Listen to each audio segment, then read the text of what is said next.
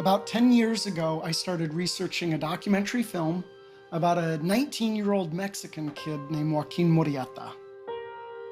He had been hunted down by a group of bounty hunters during the summer of 1853.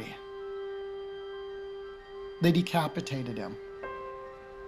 They put his head in a jar, and they displayed it in saloons, brothels, hotels, all across the West. So I went out to California to meet this guy who said that he had the head. And he told me that he had gotten rid of it and he didn't have it anymore. And, so I never made the film. It was a dead end.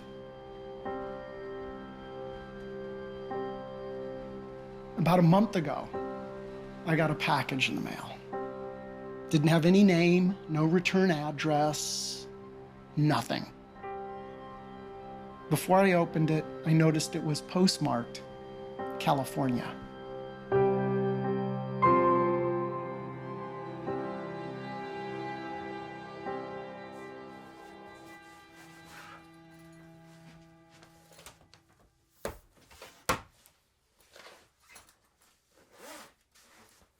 For me, the story of Joaquin Murrieta really started 35 years ago. Back then, I was the only Mexican kid in school. Everyone called me Spick. It's all over my high school yearbooks.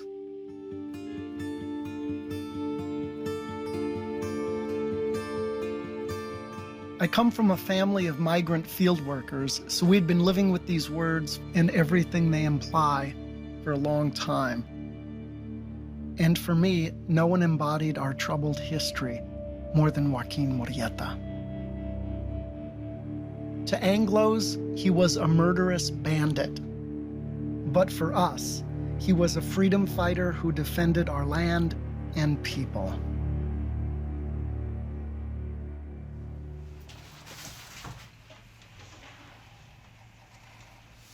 Shirley. Yeah?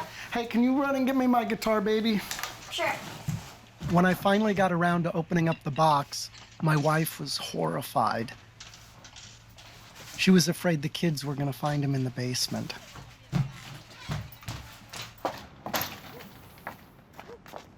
So after everyone was asleep, I packed him up and we left.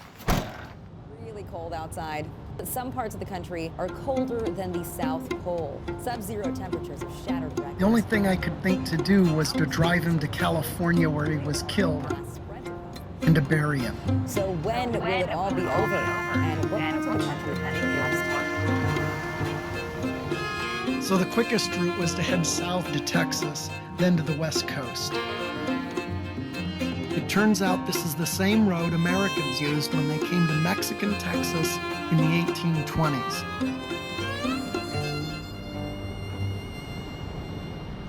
Look, check it out.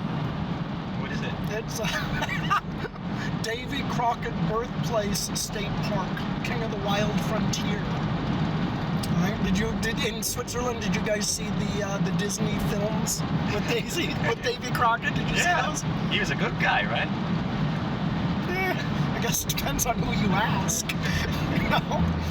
Born on a mountaintop in Tennessee. Walt Disney made Crockett into a folk hero. Greek warrior, hear me!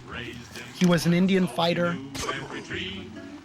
and a congressman. When he was only 3. But when he lost an election in 1835, he told his constituents, What I think about your kind of politics? "You can all go to hell.